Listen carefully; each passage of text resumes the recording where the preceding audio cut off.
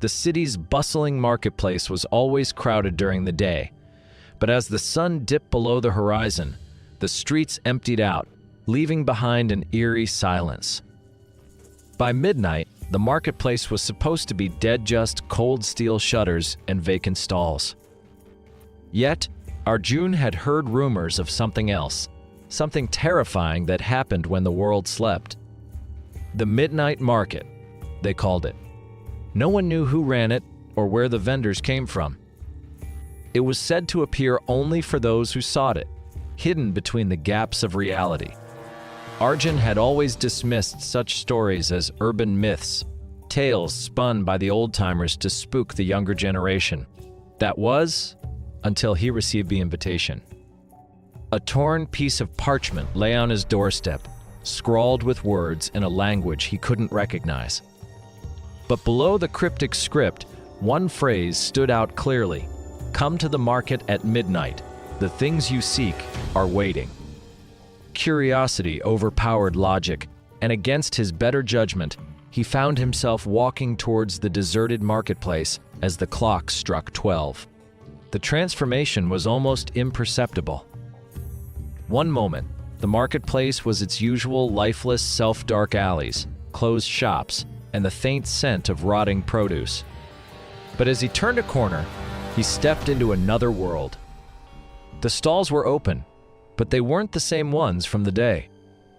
Flickering lanterns hung from skeletal wooden beams, casting long shadows over the cobblestone ground. The vendors behind the counters had hollow eyes and twisted grins, their faces veiled by smoke and darkness. The air smelled of something metallic, something unsettling. Arjun's breath hitched. The market was alive. Strange goods were on display, filled with swirling black mist, coins that shimmered like liquid gold, and objects that seemed to pulse with an unnatural glow. A hunched woman with wrinkled fingers held up a mirror that reflected not Arjun's face, but a version of him that was older, gaunt, and missing his eyes. He recoiled in horror. A vendor with sharpened teeth motioned him closer. "You seek something, don't you? Everything has a price here." Arjun swallowed hard. His heart pounded against his ribs. He had come out of curiosity, but now a dreadful realization gripped him. He wasn't just an observer. He was a customer.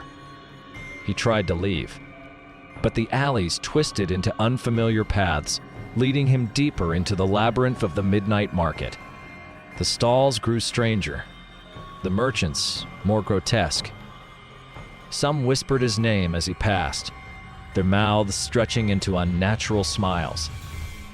Others held out object-sold photographs of him as a child, a wristwatch he lost years ago, a heart that still beat inside a glass jar.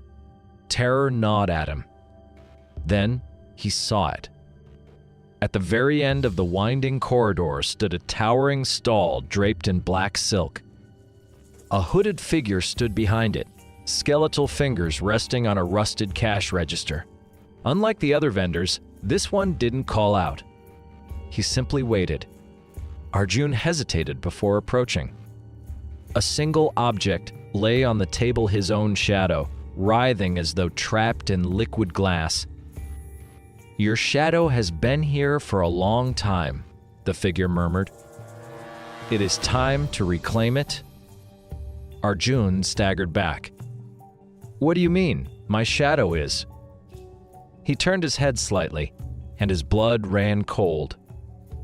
His shadow was gone. He didn't know when it had disappeared, but the empty space beneath him confirmed the horrifying truth. He had walked into this market as himself, but something had been stolen along the way. The murmurs around him grew into laughter, rasping, echoing, hungry. "Take it back," the hooded vendor whispered. "But there is always a price." A sudden chill wrapped around Arjun. The darkness of the market pressed closer, swallowing the dim light of the lanterns. The twisted faces of the vendors melted into the shadows, their hungry eyes the only thing left visible.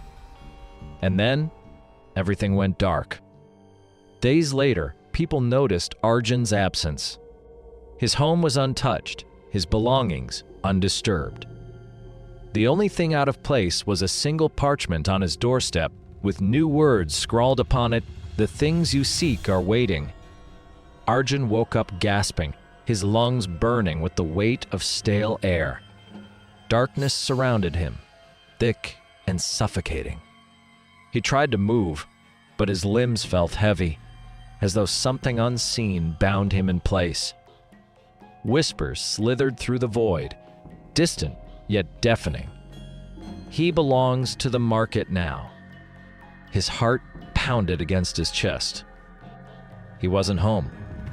He wasn't anywhere familiar. Slowly, his eyes adjusted to the darkness, revealing shelves stacked high with shadowy figures, people like him, their bodies motionless, eyes wide with eternal terror. They were trapped.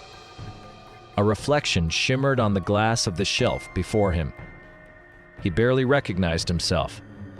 His face was hollow, his features blurred like an unfinished sketch. And worst of all, he had no shadow. The market didn't just take his shadow, it took him. Somewhere in the darkness, footsteps echoed. A figure moved between the shelves, its presence cold and suffocating. Arjun's breath quickened as he strained to see. The shape was shifting, amorphous, like a shadow detached from its owner. It slithered forward, stopping just inches from him. "You are not the first," it whispered, "nor the last." A thin, bony hand reached out and touched his chest. A shock of pain erupted through Arjun's body as he felt something being pulled from him. His memory's very essence was unraveling, siphoned away into the void. "This is the price," the shadowy figure murmured. "This is the cost." A scream bubbled in Arjun's throat, but no sound came.